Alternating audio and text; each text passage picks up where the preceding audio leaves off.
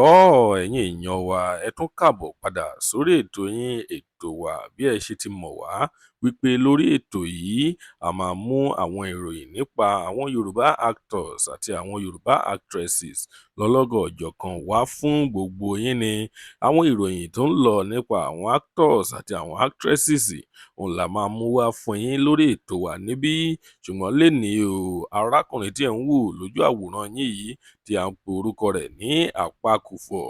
Ó jẹ́ arákùnrin tó jẹ́ wípé àwọn èèyàn púpọ̀ ló ti mọ̀ báyìí ṣáṣá ní àwọn fíìmù tí wọ́n ń ṣe báyìí lọ́wọ́lọ́wọ́ tí ò sí arákùnrin yìí níbẹ̀. Arákùnrin yìí òun rí ògo rẹ̀ lò lọ́wọ́lọ́wọ́, ògo rẹ̀ ń tàn lọ́wọ́lọ́wọ́ òun pẹ̀lú Kẹ́mi T.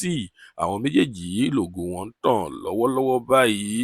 Ṣùgbọ́n nǹkan tí a bá wá kọ́ nìyẹn lénìí.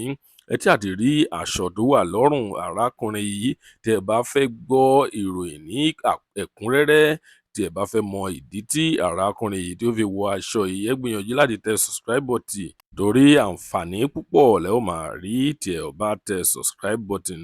Lónìí tó bá jẹ́ ìgbà àkọ́kọ́ tí ẹ ń wo fídíò wa nìyí, ẹ jọ̀wọ́ ẹ tẹ subscribe button láti máa rí púpọ̀ lára àwọn fídíò wa wò. Lónìí ìròyìn jẹ́ kó yé wa wípé APANKUFOR tí ẹ mọ̀ tí ó ń ṣe fíìmù Yorùbá, ó ti parí NYSC rẹ̀ o. Àdúpẹ́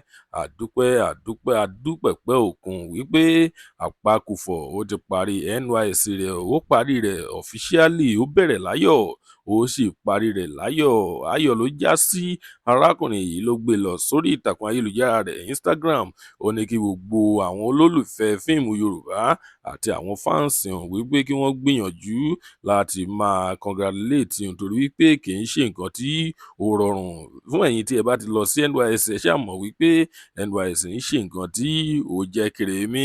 Ẹ̀yin olólùfẹ́ fíìmù Yorùbá àti ẹ̀yin olólùfẹ́ APANKUFOR, ẹ gbìyànjú láti tẹ congratulation àti àdúrà kan ránṣẹ́ sí arákùnrin yìí kí a lè máa fi ṣàjọyọ̀. Lónìí a kò ní rí jù báyìí lọ.